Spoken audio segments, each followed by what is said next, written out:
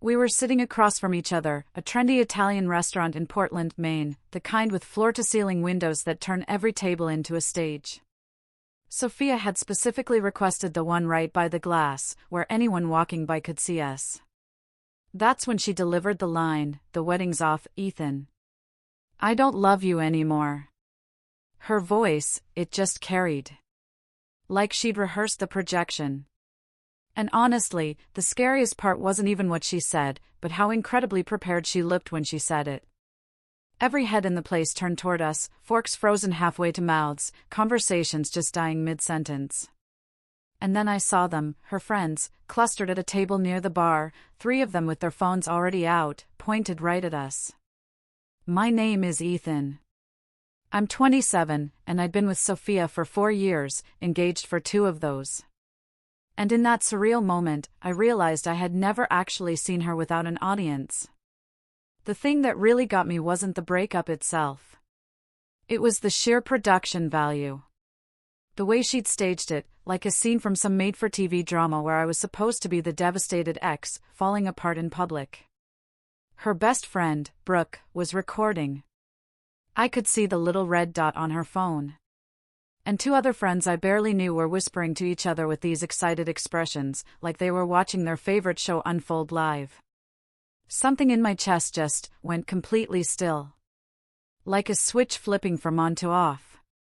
And instead of the explosion she was clearly waiting for, I just felt cold and clear. I looked at her, sitting there with her arms crossed, her chin up, her eyes darting between me and her little audience. And I understood with perfect clarity that this wasn't a relationship ending. This was content creation.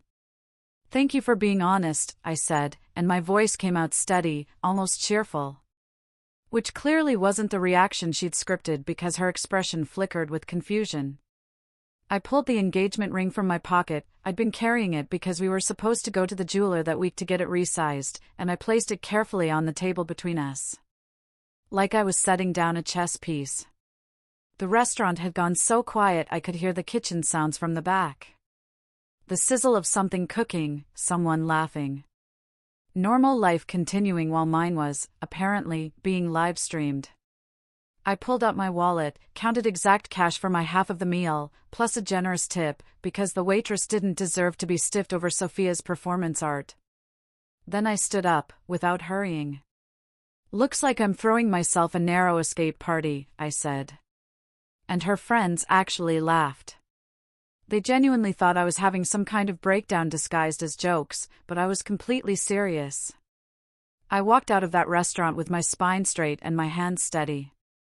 Past the tables of strangers who'd just watched my engagement implode. Past Sophia's little film crew. Past the hostess who looked like she wanted to offer condolences. And I didn't look back once. My car was parked 3 blocks away. I made it exactly 2 blocks before my phone started buzzing. Text after text lighting up the screen. Sophia had written, asking if I'd even heard what she said. Then, 30 seconds later, she demanded we talk about this like adults. I sat in my car and stared at those messages, at the 4 years of conditioning that screamed at me to respond, to explain, to fix whatever I'd apparently done wrong. And instead, I did something I'd never done in our entire relationship. I put my phone on silent and drove home without answering. The apartment we shared felt different when I walked in, like I was seeing it clearly for the first time. Noticing how much of my stuff had slowly migrated to corners and closets while her things sprawled across every surface. I made coffee and sat on the couch we'd picked out together, the one she'd insisted on, even though it was uncomfortable as hell. I let my brain start processing what had actually just happened. The more I thought about it, the weirder the details became. Like how she'd suggested that specific restaurant yesterday, super casual, just felt like Italian, when we usually plan date stuff days in advance. How she'd been on her phone all morning, texting constantly, which wasn't unusual, except she'd been smiling in that secretive way that meant she was coordinating something. How she'd dressed up more than normal for a random Saturday lunch, like she wanted to look good for the cameras. I opened my laptop and pulled up our shared Google Drive, the one where we kept wedding planning documents and apartment stuff. I started scrolling through recent activity, just out of curiosity. That's when I saw it. A file I didn't recognize, labeled with a date from 2 weeks ago, with a contact list of about 40 people and a note at the top that said priority notification sent immediately after with today's date written. 2 weeks before she'd ended things in that restaurant. I sat there, staring at my screen, at proof that my public humiliation had been scheduled like a dentist appointment. And something shifted in my chest, from hurt to something much colder and more focused. She'd planned this. Coordinated her audience. Prepared her speech. Arranged for documentation. Built a narrative where I was supposed to be the villain or the victim, or whatever role made her look best. My phone buzzed again, more messages, her tone shifting from confused to angry. "You're being childish. This isn't like you. I know you're in shock," she wrote. And I realized with perfect clarity that she needed me to fall apart, needed me to confirm whatever story she'd already told people about why she had to end things. I thought about that moment in the restaurant, the phones recording, the friends watching, the careful staging of the whole scene. And I remembered something I had missed in the moment. Brooke hadn't just been recording. She'd been filming before Sophia even started talking, like she'd known exactly when the show was supposed to start. This wasn't a breakup. This was a production. And they'd all been waiting for me to give them the content they wanted. The tears, or the anger, or the breakdown that would make their story complete. I closed my laptop and looked around the apartment, at 4 years of my life arranged like set decoration for someone else's narrative. And I made a decision that would change everything. I wasn't going to give them the ending they'd written. The next 3 days were a masterclass in watching someone lose control of their own narrative. And I didn't have to do anything except stay quiet. Sophia's messages came in waves, each one more desperate than the last, cycling through confusion, anger, and this weird concerned tone, like she was checking on a mental patient. She kept saying I was acting out of character. That shock makes people do strange things, that she was worried about me. And every message made it clearer that my silence was destroying whatever script she'd written. She needed me to react, to give her the breakdown or the angry explosion that would justify whatever she'd already told people. And instead, I was giving her nothing. I spent those days doing something I should have done months ago, actually looking at the logistics of our life together. And that's when I realized just how carefully she'd positioned everything. The wedding venue was booked under my name, the deposit paid from my account. Same with the caterer, the photographer, the florist. All of it on me for convenience, she'd said at the time. I started making calls, keeping my voice neutral and professional, explaining that the wedding was off and asking about refunds or alternatives. The venue manager was surprisingly sympathetic, said they couldn't refund the deposit, but I could use the space for another event within the next year. Same with most of the other vendors. That's when the idea hit me. Not as revenge, but as reclamation. Why let that money and that beautiful space go to waste when I could turn it into something actually meaningful? I could throw a party. A real one, celebrating the fact that I'd dodged something terrible. And suddenly, the whole disaster started feeling less like an ending and more like an opportunity. I called my best friend, Sam, that evening and explained the concept. He was quiet for a second before he started laughing, the kind of laugh that meant he thought I was either brilliant or crazy. But the more I explained it, the more it made sense. I wasn't going to waste energy being angry or hurt. I was going to take back the narrative she tried to write for me. On the 4th day, I went deeper into our shared Google Drive. Not snooping, exactly, but looking at files I'd never paid attention to before. And that's when I found the draft. It was titled with her initials and a date, the same date as the restaurant scene. And when I opened it, my stomach dropped. The message began with her explaining she'd made the difficult decision to end our engagement because we no longer shared the same values and life goals. It went on for 3 paragraphs, painting me as emotionally unavailable, resistant to growth, someone who couldn't meet her needs. The thing that got me was how polished it was, how carefully worded to make her sound mature and thoughtful while implying I was the problem without ever directly saying anything actionable. She'd written this before she'd ended things, prepared her public statement like a press release. This whole breakup had been managed like a PR campaign. I checked the document history and saw she created it 2 weeks before the restaurant, revised it 3 times, and the final edit was the morning of our lunch. She'd known exactly what she was going to do, exactly what she was going to say, and exactly how she wanted everyone else to see it. I kept digging, feeling less guilty about it with every click, and found a folder I didn't remember seeing before. Inside were screenshots of texts between Sophia and her friends, and reading them felt like watching a conspiracy unfold in real time. She'd written to Brooke and 2 others 3 days before the restaurant, telling them today was the day, lunch at 12:30, saying she really wanted them there. Brooke had replied with 3 fire emojis, saying this was going to be so intense. Another friend had written, asking if Sophia was sure she wanted witnesses, and Sophia's response made my blood run cold. She said she needed people there because she was scared of how I might react. That I'd been controlling and unpredictable lately, that she needed the safety of a public place and friendly faces. It was complete fiction. I'd never been anything but accommodating, to the point of losing myself. But she'd built this narrative of me as someone dangerous, someone she couldn't break up with privately. The worst part was seeing how thoroughly she'd sold it. Her friends were responding with concern and support, telling her how brave she was, offering to be there for protection.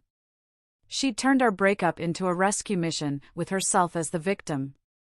But there was another folder, one that made everything else make sense. And inside it were messages with someone named Leo. The earliest ones dated back 5 months. Casual at first, then increasingly familiar, then unmistakably intimate, without ever crossing into explicit territory. She'd written to Leo the day before the restaurant scene, saying tomorrow she was finally ending things with me, that she couldn't wait to start their next chapter. And my hands were shaking as I scrolled through months of emotional connection documented in cheerful texts and late-night calls. I pulled up our phone records from the family plan, something I'd never bothered checking before. And there it was. Leo's number appearing in July, then August, with increasing frequency. Calls lasting 30 minutes, 45 minutes, an hour.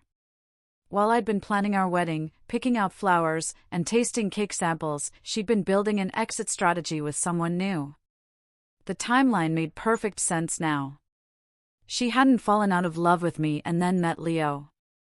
She'd met Leo and decided to orchestrate a breakup that would let her walk away looking like the reasonable one. My friend Sam came over that night and I showed him everything. Not because I wanted validation, but because I needed someone else to confirm I wasn't losing my mind. She told people you were controlling, Sam said, staring at the screenshots with his mouth literally hanging open. I had to remind him that I was probably the least controlling person he knew, that I'd let her make every single decision about our lives. He scrolled through the messages with Leo, the timeline of her building this narrative, the proof of planning. And when he looked up at me, his expression was something between fury and admiration. "What are you going to do?" he asked. And I realized I already knew. I wasn't going to post on social media. Wasn't going to send mass emails. Wasn't going to fight her in the court of public opinion. I was just going to let the truth exist. I explained to Sam that I was throwing that party, inviting everyone, our friends, my family, coworkers, even some of her people who might be curious. And when people asked what happened, I'd simply show them the evidence and let them draw their own conclusions. Sam nodded slowly, understanding the approach. I wasn't attacking her. I wasn't even defending myself aggressively. I was just going to stop protecting her version of events. I started working on invitations that night, keeping them simple and warm, describing a celebration of new beginnings, closing old doors and opening new ones. Inviting people to join me for an evening of food, music, and fresh starts. I sent them to my actual friends, the people who'd supported me, my family, colleagues I trusted, and a handful of people from Sophia's circle who I thought might be operating on incomplete information. I also did something calculated. I made copies of the key files from our shared drive and saved them to my personal account. Then I changed the sharing settings so Sophia could still view everything, but couldn't edit or delete. I wanted her to know the evidence existed and that she couldn't make it disappear. The venue was already paid for. The caterer was willing to modify the menu. And suddenly this disaster she created was transforming into something that felt like reclaiming my own life. My phone buzzed with a text from Sophia. Another message asking why I was being so distant, saying this wasn't healthy, that I was scaring her. I thought about how she'd wanted me to break down on camera, how she'd staged everything perfectly, and realized I'd done something she hadn't planned for. I'd stayed calm. I said it out loud to my empty apartment, and the sound of my own voice saying it made it feel real. Sitting there, surrounded by wedding planning documents that would never be used for their original purpose, I felt something shift. Not anger, not even satisfaction, just clarity. She tried to write a story where I was the problem and she was the hero escaping. But stories only work when everyone agrees to play their assigned role, and I was done with the script she'd handed me. The venue looked completely different than it would have for a wedding. And that was exactly the point. I'd worked with the coordinator to strip away all the formal, romantic stuff and replace it with something that actually felt like me. Warm lighting instead of dramatic spotlights, seasonal flowers, and simple arrangements instead of elaborate centerpieces, a playlist of music I actually liked instead of the classical selection Sophia had insisted would be classy. Walking into that space the night of the party felt like breathing for the first time in years, like I'd been holding myself in this tight, controlled shape and could finally expand. The caterer had switched from plated dinners to a relaxed buffet style. There was a bar serving craft beer and good wine. The whole atmosphere screamed celebration instead of obligation. People started arriving around 7 o'clock. My friends and family first, then coworkers, then a few faces I recognized from Sophia's social circle who'd apparently been curious enough to show up. My mom hugged me for a long time when she walked in. Didn't say anything, just held on tight. I realized she'd probably been worried I was falling apart these past 2 weeks. Sam was working the room like he was my campaign manager, greeting people, making introductions. I caught him explaining to someone that this was about new chapters and fresh starts, which was perfect, because it was true. By 8 o'clock, the place was packed, maybe 60 people. And that's when the questions started. People were polite at first, dancing around it, asking how I was doing, saying they'd heard the wedding was off. I could see them trying to figure out what version of events they were supposed to believe. A woman from Sophia's book club approached me carefully, like she was worried I might be fragile, and asked what had actually happened between us. I didn't put on a show, didn't gather everyone around for a big announcement. I just pulled up my phone and showed her the screenshots. The timeline. The proof of planning. Her expression shifted from sympathy to shock to something like anger as she scrolled through the evidence of Sophia's staged breakup, the messages coordinating the restaurant scene, the draft statement written 2 weeks early. She asked if she could show her husband, and I said, of course. I wasn't hiding anything anymore. And I watched them huddled together, looking at my phone with increasingly horrified faces. That happened maybe a dozen times over the next hour. Someone would ask, I'd show them the truth, they'd share it with whoever they'd come with. And slowly, the real story spread through the room like wildfire. The turning point came around 9 o'clock, when a guy I barely knew, someone's husband who'd been at the edge of Sophia's social circle, came up to me with this stricken expression and told me he owed me an apology. He explained that his wife had told him I was controlling and possibly dangerous, that Sophia had been scared to break up with me privately. And he believed it because why wouldn't he? But seeing me now, talking calmly with guests, laughing, completely stable, he realized how wrong that characterization had been. His wife joined us then, looking embarrassed, and pulled out her phone to show me the group text where Sophia had painted me as unstable. Seeing her messages side by side with the actual evidence I'd been showing people was damning. Sophia's fictional version, where I was the villain versus reality, where I was just a guy who'd been lied to and manipulated for months. Other people started gathering around, sharing pieces of the story they'd been told.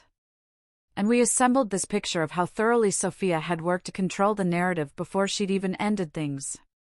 How many people she'd fed carefully crafted lies to. How systematic her campaign had been. That's when Sophia showed up. And the energy in the room completely shifted. It was almost 10 o'clock. The party was in full swing, and she walked in like she owned the place, which was darkly funny considering I'd paid for it. She must have heard about the party through mutual friends or seen something on social media. She was dressed up, hair and makeup perfect, wearing this expression that was half righteous anger and half calculated victim, the same face she'd practiced for the restaurant.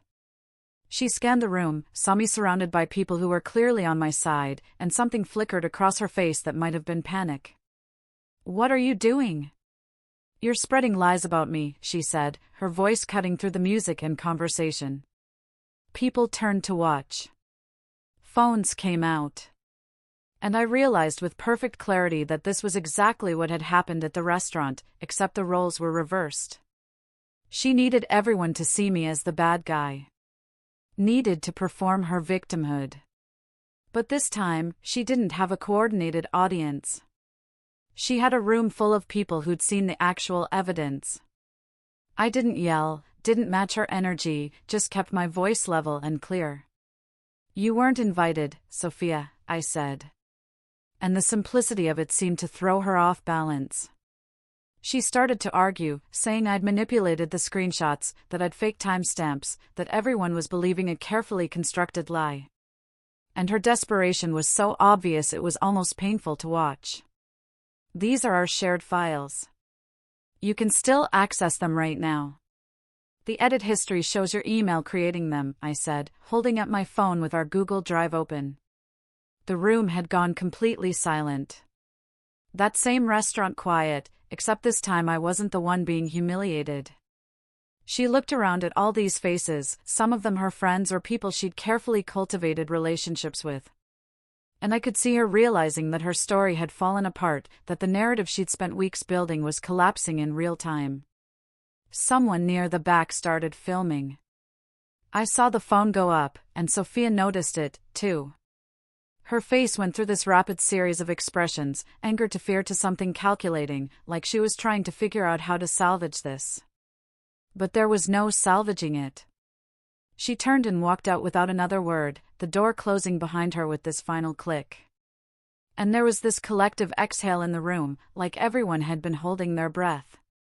A few people started to applaud, but I waved it off. Asked the DJ to turn the music back up, because this wasn't about humiliating her the way she tried to humiliate me. This was just about the truth finally being visible. The rest of the night was exactly what I'd wanted. Dancing and laughing and actual genuine celebration.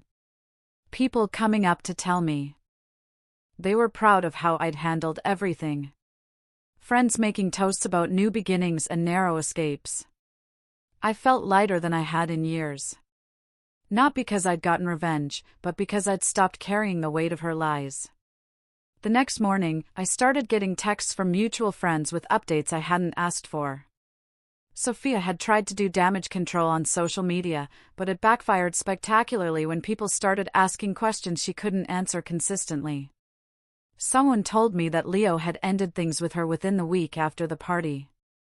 Apparently, he hadn't signed up for dating someone who'd orchestrated that level of manipulation and deceit. Her close friend group started distancing themselves, not publicly, but in that quiet way where invitations stopped coming and group chats go silent. I heard through Sam a few weeks later that she'd started looking at jobs in other cities, like Boston or New York, that she couldn't handle running into people who knew the truth. I didn't feel satisfaction, exactly, more like relief that the story had finally ended the way it should have. With the truth visible instead of buried under her carefully constructed fiction. I used the money I'd saved for our wedding to put a down payment on my own place. A small apartment in a neighborhood I'd always liked, but Sophia had said was too far from her friends. I decorated it the way I wanted, filled it with things I'd actually chosen, started reconnecting with friends I'd lost touch with during the relationship because they hadn't fit into Sophia's social strategy. I picked up hobbies she'd always dismissed as wastes of time. Remembered what it felt like to make decisions without running them past someone else first, without calculating how they'd fit into someone else's narrative. About 6 months later, I ran into one of Sophia's old friends at a coffee shop, someone who'd been at the party. She asked if I regretted how everything went down.